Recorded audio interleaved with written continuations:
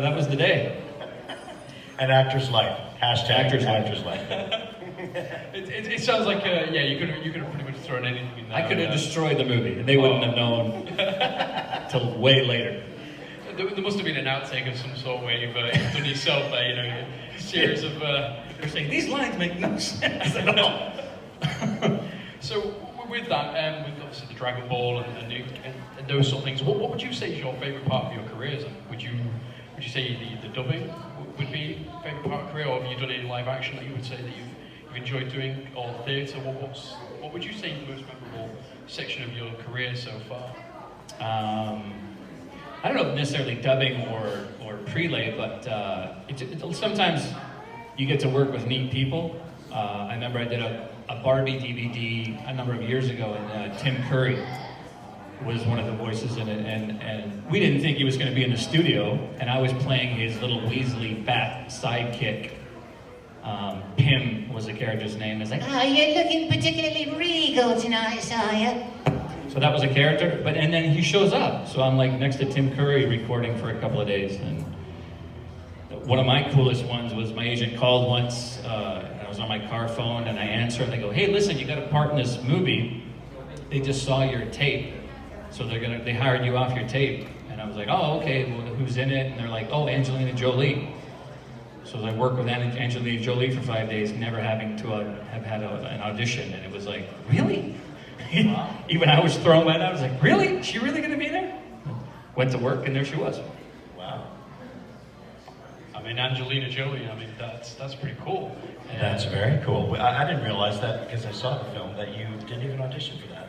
No, it was it was one of those luck of the draw things. They liked what they saw on the tape, and it rarely happens. They usually make us go in and dance like a monkey, and dance around and try to get the part. Yeah. You didn't get any freedom with that one, did you, with the Angelina Jolie? You could have just said broccoli. Yeah, I think I threw in a broccoli. That's my thing. When I can throw in a broccoli. If in doubt, broccoli. So I'm going to take a bit to Dragon Ball here. I'm a bit biased to Dragon Ball. What was the most particular challenging part? I think I spoke to you earlier on, was the screaming, constant screaming, and the sort of the aftermath of that. Would you say that was probably the worst part of doing it? It's one of the toughest for sure. Everyone, I get asked a lot your favorite anime characters or anime roles, and Vegeta is clearly one of my, the characters that I love the most. But I even at Kamehacon in Dallas, a big Dragon Ball convention a few months ago, I said, when people ask me that, do you really love doing it? And I said, do you want the honest answer, or do you want to hear that I really love doing it? Because I really disliked doing Vegeta most of the time. Even though I love the character and how involved he is in the series, whenever I saw it on my schedule, I usually would look, and he had a 4-hour session or 8-hour, whatever, of Dragon Ball Z on Friday. It was kind of a, no. It's because I knew screaming is what's involved most of the time. He's always angry. He's yelling so much of the time. He's clearly ticked off. So I was never that excited about having a Dragon Ball session. You're always happy to make money, but to have to yell all the time is not that fun. When you use your voice and you have to use it the next day as well, it's not a fun part of the process. And it was the only time I've ever lost my voice completely as a voice actor, was doing Dragon Ball Z before they changed our union rules, that our union of performers in Vancouver or in Canada used to only be now we can only do a 4-hour maximum session in dubbing. It used to be you could do 8 hours when we started this series, and I had an 8-hour session of screaming on Dragon Ball Z, the earliest stuff you guys would have seen. And I was a younger actor, so you're always, you're pushing more to impress and just going more than you should.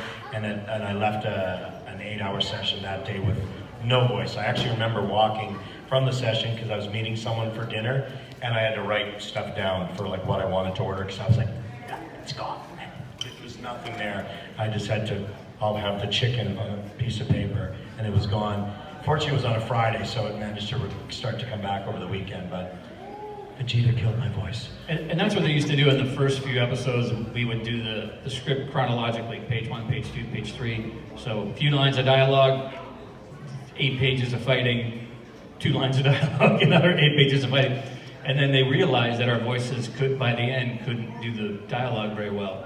So then they changed it to, okay, we're gonna do all your dialogue for the whole script at first, and then you're gonna scream for 4 hours. Yeah, do all the fighting after. That's yeah, that sounds painful. It's intense on this show. You've seen it, you hear it, and you can imagine if you just have to yell 1 or 2 of those lines. When you see 50 of them in an episode, it's a lot, but you don't always get it in the first take. Because it's dubbing, you have to match the flap, and sometimes you'll scream too long and they can't cut it, or it's too short, and so sometimes you'll see one of those scream takes of a fight sequence, and you had to do that 4 times or 5 times just to get it to fit. So if you double, triple, quadruple each one of those, that's how much of it we had to do to try and get through one of those sessions. And the fight sequences too are very fast-paced. So there'd be, punch kick, like, and so you had to match the mouth things in all that sequence. So it's intense. That just sounds far too much for me to comprehend. It's too much when it takes 5 episodes just for them to power up. So never mind actually voicing the 5 hours exactly. powering up. And yeah, don't get us started on the powering up, what that does to your voice either. Yeah. That's intense too. I was gonna kick they would be the end of an episode and like Goku and Vegeta there'd be a battle and they'd be up in the air floating going and they come back 2 weeks later. Get this fight over with. And even those too, you have to get the breathing right. The in is up and the outside. You started the wrong way and you're like, no, Brian, you got to start the in breath down and the up. Okay, so back to the beginning. How many weeks of session did it take them to get that particular one fight? Oh, I don't know. There's hundreds of sessions involved in trying to do it, but I can imagine it sounds like you'd have a lot of cutting. Well, at a certain point, that's what the challenge is with dubbing, because you have to match these flaps. Unlike in prelay, there might be certain screams or power-ups that a character would do. So if you have a character that's on a prelay show where you do all the animating after, you can reuse a certain type of power-up. Like they might say, okay, Peter, can you stay after the session? We're going to do just your power-up sounds. Give us a half a dozen of them, and we'll use those all the time. And then those are the ones they'll use all the time. But in dubbing, they couldn't go back and grab an old one you did and fit it in there. We'd always have to do new ones because sometimes this power-up was longer than the one before. This one's short. There are always different lengths and they change them all the time. So you couldn't use an old one where I would just say, please, can you just get one of my old power-ups and use it in there? I know you recorded it. No, it's different lengths. We have to get new ones every time. So you're always doing it over and over again. But no complaints because we get to come here. No, we love to have you guys. It's brilliant. I mean, the first film I ever watched, it was a movie, The Dragon Ball, which was The Tree of Mind. And it was yourself, Peter, that was the voice. And then I went on to watch the Ocean Dub series, and that was where I started. And you guys, you were pretty much the voices that were actually my brain for so many years. So it's obviously a massive pleasure to have you guys over here. I think what we're going to do is ask some questions from the audience. Does anyone have a question? Come on, this is not a time to be shy. Come to the front. Is that the mic here?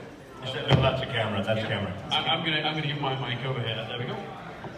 Right, so if you were both in the Dragon Ball series as yourselves, what would your penultimate attack be like? Mine? What would our penultimate what? Penultimate attack, your ultimate Oh, attack. ultimate attack. Mine would be broccoli! And I'd fire broccoli at him. Wow, what would my penultimate attack be? See, if it would be choice, it would be a real quiet one. Yeah, I was about to say. There'd be no screaming. It would be all an internalized power-up. Something that's a little quiet. Yeah, exactly. Cup of tea, and really quick, instant power. Like a Marvel character, I can just turn it on. I don't have to build it up so much. Like a Zen attack. Yeah, exactly. Yeah. It'd be like a Tai Chi move. Yeah. That's what I would choose. I feel like Josh Brolin got the sort of easy one there. He just clicks his fingers and it's all done. Yeah. Like me, you guys, It would have taken 5 episodes just to get that click. And Just to a get lot that. of screaming. Yeah, exactly. Has anyone else got a question, guys? Questions? Come on, guys. Fire away. Come down the front. I'm gonna bet you come down the front. I like his t-shirt as well. It's, Yeah. It's a pleasure meeting you guys. Nice to meet you. Yeah. I've seen a video of Sean Schemmel doing like voice work when he's in his booth. Yeah. And you see him screaming his head off, and he has actually passed out. Have you guys ever passed out while you've been doing your stuff? No. Like Byron says, there's times that you push your voice farther than it should be because you're trying to do a good job. Yep. And you're extremely sore and raspy at the end of it. Like you're in pain and actually you're hurting your vocal cords. Yeah. But I've never actually passed out. No, I've had a lot of times where I've done the sort of step back from the mic where you're yelling so much and you've just got a little oxygen depleted for a minute and sort of the room goes and gets really small for a second. I'm going, but I've never got to, you feel like, that was, and your head starts to pound, but I've never got to the point where I've gone down. But I have gone at many times on this show where my head is just throbbing and you feel like there isn't any more you can do, but that's why it's never a pleasant one to work on when you've got shows where your character just yells all the time. You see some funny things happen in the studio though. Like Gary Chalk is a great story where another great voice actor has done Transformers, done a ton of stuff, great guy. And I heard the story because it traveled through the city so quickly that he was in a session and they wanted somebody to burp really loud. Gary's like, I can do it. I can do it. And then he did it and then he threw up on the script. And they're like, clear the studio. We gotta clean this up. Get a new script for Gary, please. New script for Gary. He's soaked his script. Thank you. Guys, have we got any more questions? Go on, come on, Madeline. What would you guys advise for people when they're doing screaming? What's the best way to look after your voices in that scenario? Advice for the best way to look after your voice for screaming. It's really difficult because any voice coach or voice trainer would probably say don't scream. Like if you go to a football match or a hockey game for us, like don't scream at it. I can't stop myself. I'm still screaming at the ref or something. It happens, and usually I get home going, oh shoot, I was screaming too much at that game, and it's because it's really hard to scream gently. I mean, that's what gives the voice all the texture and the character that what you hear when someone really screams, it just hurts. But the only way you can sort of look after yourself is lubricating with as much fluids, teas. Some people use that sort of that Asian nim chom stuff. I think I've seen a number of people have it in studio. They'll take a shot of that to kind of, and it's like just sort of to coat your throat while you're doing it, but nothing really completely protects it. From the top voice actors to the newest person, if you've got a video game and a pile of screaming or fighting or whatever, or this type of stuff to do, they will tell you, even if they've trained their whole life, their voice is wrecked afterwards. Avoiding it is the best thing possible, but if someone says we need a blood-curdling scream here, I'm sorry, I don't think there's a way you can do it that's gentle on your voice. I think you just know when it starts to hurt, that's your body telling you to stop. It's like if you're lifting something too heavy, your back starts hurting, it's your body telling you to stop.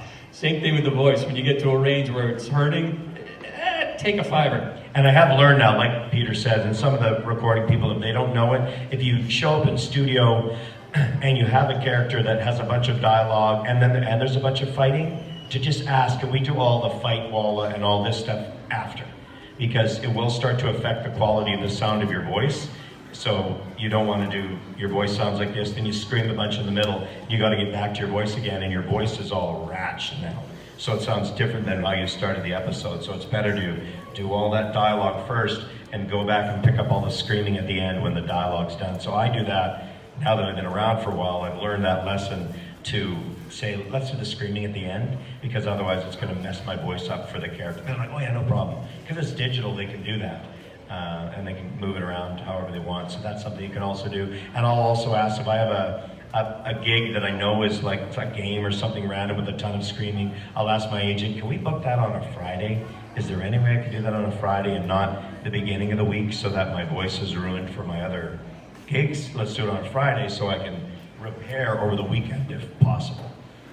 And that's another option, but So I hope that imagine, helps. I imagine in your booze you've got like shots of paracetamol, throat related sort of medicines there, and water just along the. Well, it's funny, during flu season, whatever part of the year that may hit, Yeah. that's given city, it affects, especially if you're on a series. I remember, it's only happened to me once where I showed up to record and my voice was so off. I think it was during Ed, and Eddie, where I was trying to do Rolf, and then I got a few lines in, they're like, we're gonna have to bring you back another day because it's not. Doesn't sound right. You don't sound right. And, you gotta go home and recover and come back. Is there any animations that you're currently working on now, dubbing, or any projects you're working on that you can actually tell us about? I have a few on right now. Dragon Prince is just about to hit the air, and I have kind of a cool character in that. Netflix right now, I'm not sure if it's on Netflix UK, Beat Bugs. It's an animated, computer-generated animated show, and it all revolves around Beatles songs, which is really cool. So every song revolves around a particular Beatles song, and it's a really cool show. I have those two on right now. I'm not dubbing anything right now. There's a lot less dubbing happening in Vancouver than there used to be, but there's tons of prelay shows. There's lots of stuff out that, most of the stuff I'm working on right now, have NDAs signed that we can't talk about, but the one that just released that's going to be starting fairly soon is called Super Dinosaur. It's actually based off a comic book series written by the same writers and animators that did the Walking Dead comic books. So it's a really great looking series that airs, I think, in a couple of weeks now, called Super Dinosaur. That's a new one. And then lots of dinosaur related stuff. Dino Trucks is a big one that's on Netflix right now that we did 78 of those and recently wrapped those ones up. And Geronimo Stilton's also on Netflix, which is a big series that lots of people love, the kids' books too. But most of the other stuff I'm actually recording right now is all NDA signed stuff until it airs on television. You can't talk about it. No, my Ninjago series, I just played the lead bad guy in Ninjago series season 8, I think, which just started to air this August. So the new Iron Baron bad guy on Ninjago is my voice. So, yeah. I'll be sure to listen out for that. My kids are watching it at the moment. So. Ninjago, yeah, the Iron Baron. He looks like sort of a steampunk bad guy with a wooden leg patch over his eye. I'm definitely gonna say to my kids, I met that guy. I met that guy. He's not quite like that, but yeah. No, Sort of. he doesn't have a wooden leg. So guys, have we got any last questions before we wrap up? Oh, here we are. They've all started singing hands Now now. I'd say come to the front. We'll do it quickly through. Yeah. So if you come to the front in queue, we'll come to the front. There we Yeah, perfect. That's the way to do it. go. There we go. Come up front then. Come on, 17. Hi. Obviously, the Ocean Dub was kind of like on Cartoon Network over here, and very much. And I think you both did the Vegito when he was fighting Super Boo. Yeah. What was the process? Because obviously, I remember listening to Cara Edwards. She did a talk about that. She said how her and the other one did the Go Tanks. Was it very much a similar process where you both read the same sort of line and then it was just put together? Like, how long did that kind of take? Well, for Vegito, I think Kirby might have done Vegito because I think I just did Vegito myself and tried to sound sort of like how Kirby was doing Goku at the time, and I just did it on my own. They just said, use your voice, just kind of tweak it a little bit, try and sound a bit more like, as opposed to overlapping these two voices and having them at the same time. And that was the choice Ocean made on how they wanted to do it. They just said instead of doing two voices, and I think they didn't want to pay to do it twice, maybe, that might have been part of it, because if you have to do the line 2 times, 2 different actors, you got to pay it 2 times because they pay by the line for that work, so it's a little bit different. So, yeah. That was a good question. Yeah. Hello. Hi. Is there a show or anime that you would love to have a role in that you haven't been in yet? what would it be? Because personally, I would love to see you two actually in the show called Ruby. So I think you would make What's it called? Ruby. Ruby. Oh. Spelled R-Y-B-Y, because it's a brilliant show to me. Oh, And wow. I could just see. Is it an anime show? It's on online. And you Oh, okay. It's like a web series. Oh, wow. Very popular. Wow. Well, If I had to choose one, Family Guy, I think would be just really fun to do. Or anything with Seth MacFarlane, I think would be just a hell of a lot of fun to do. You could really go off topic Yeah, on any that one, one of couldn't the you? shows. You could- I've had a chance to audition a few times for them and came close, but Yeah. I haven't made it on yet. I'd imagine you throw a lot of broccoli in that one, definitely. Lots of broccoli. Broccoli and F-bombs, yeah. yeah, some of those big series, obviously, as a voice performer, to have a chance to work on anything, that's, Simpsons or Family Guy, American Dad, Rick and Morty is a great show right now. That to do something crazy on that show would be just a blast, because in Vancouver, there's not a lot of the primetime animation series being done, and like those shows. We do a mountain of preschool and preteen and teenager shows, but not a ton of primetime stuff that's done. A couple things that have been done up there recently, but it's not the lion's share. There tends to be a lot more of that done in LA, so we don't get for me, being based out of Vancouver, I don't get as much of a chance to work on those projects, which every time I see one that I really like as an adult, because I do tend to watch those ones, Bob's Burgers, some things like that I really enjoy. Those are the ones that I'd be like, I'd love to do one like that. That was good. Another good question. Yeah. Yeah, guys, big fan, by the way. Thanks. Thank you. I think this is pretty much like the ultimate question.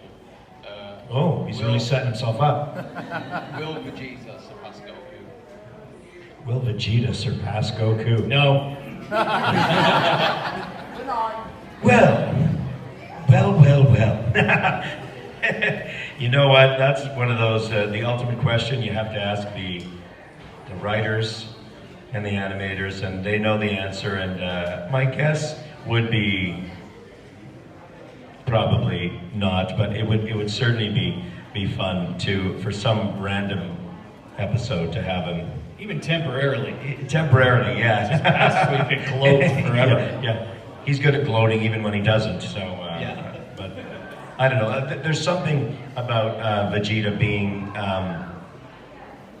always a little bit of that underdog aspect and being jealous. I think that makes him the character who he is, right? And I think if you took that away, it changes a bit of who Vegeta is. So I think just keeping him in that place makes it makes him more empathetic as a character, that you still, I just wish, you just care for him a little bit more. So probably not. I think it's kind of a Wile E. Coyote Roadrunner thing. Almost. You want to see him chasing him all the time, but you never really want to see him catch him. Yeah. And it's what keeps you watching. Good question. We could have the answer in the room, couldn't we? We could ask the audience what they think. I mean, We could. come on, guys. So raise your hand if you want Goku. Come on. Okay, let's move on. Go ahead. Hello guys, big fan. I've Thank you. followed the series since I was young. So yeah, sorry, a bit nervous. Nice costume. My question is, what's sort of the weirdest request or sort of gift you've been given by fans? Weirdest request or gift? Okay, this is kind of a request, I guess. This wasn't Dragon Ball related. I was at a Stargate convention in Chicago, and there was this one young lady who I guess took a liking to me.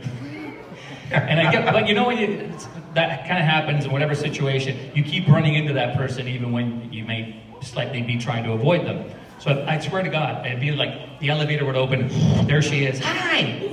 And just, you're being pleasant and nice, and and she, come by for like 30 hugs a day at the table, and I'm like, oh sure, you accommodate, everybody's very nice, but I kept running into her and all this, and then at the end of the day, they would have this kind of dessert cocktail party where everybody would throw back a few drinks, and I guess she had thrown back a few drinks, and then they had us there, and then they were all filing us out, and I guess she spotted me. And you know when somebody comes up behind you, can feel them, comes up like right there, and all I hear is, all I hear is, hey, I got a car.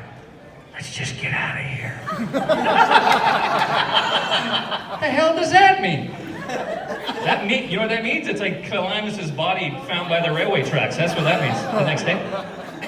Anyway, I declined the offer, but that was kind of the strangest.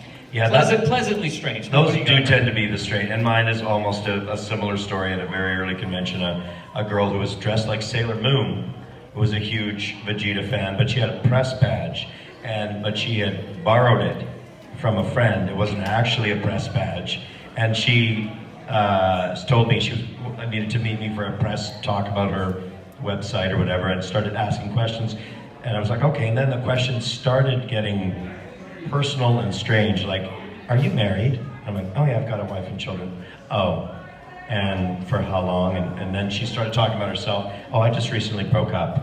And I also have a hotel room here nearby. I'm like, wait, whoa. It started to get really strange. And then I realized, then she said, actually, I'm not press. I borrowed this from a friend. I just came here to meet you. And that's when we ended the conversation. And I went on my merry way and told the convention organizers, there's a Sailor Moon here with a press badge who shouldn't have it. And she was removed from the convention. That was the oddest for me. All I've got in my head is this row of Sailor Moon costumers in a room somewhere, and it's that one. Exactly. There was probably, there was probably 50 at this convention. So when I said that, they're like, we're never going to find her. I've heard of some strange ones. Like, we should ask Jason, but Norman Reedus was bit by a fan at a convention, apparently. Oh, I heard about that. Yeah. Dressed as a zombie and actually bit his arm, I think. Jeez, got a little too into it. So yeah. Luckily, for the most part, 99.9% of the time, people are there having a good time, and they're encouraged to have a good time. That's why everybody comes to these things. For the most part, it's great, you know. But so steer clear of animated shows where, as an actor, where biting is involved. So you don't end up at a con in the future and someone wants to bite you. So basically, avoid zombie-related. Yeah, zombie-related. Yeah. Dragon Ball, basically, by the sounds of it. Yeah. No, it's okay. Or Sailor Moon. Yeah. Well, thank you guys. Good questions. Thank you for all the questions. I think we're going to wrap it up now. Sure. The one thing I'm really surprised, but I'm going to ask. I've asked the costumers, they've done it themselves. Would you give us a teaser of the moves, the Goku and the Vegeta? Would you do that for us? A teaser of the moves? Yeah, I don't mean 5 episodes of screaming by that. Oh. An attack move? Is that the Kamehameha or the Gallic Gun? Okay. I know. There's catch up early in the morning.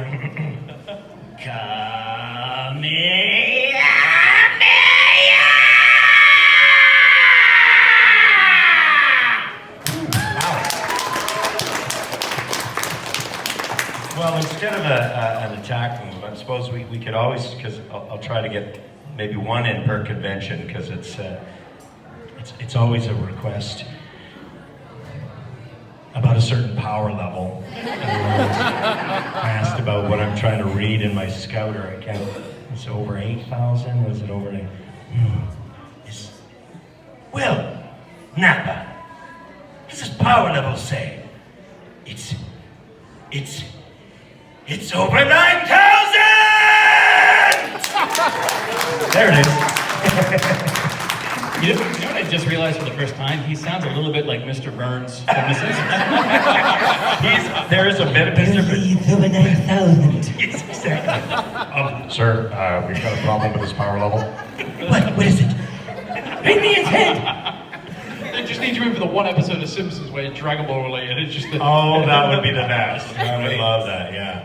But thank you guys so much. Can we give him a big round of applause? Thanks, everybody. Thank you guys for coming. So fun to be here.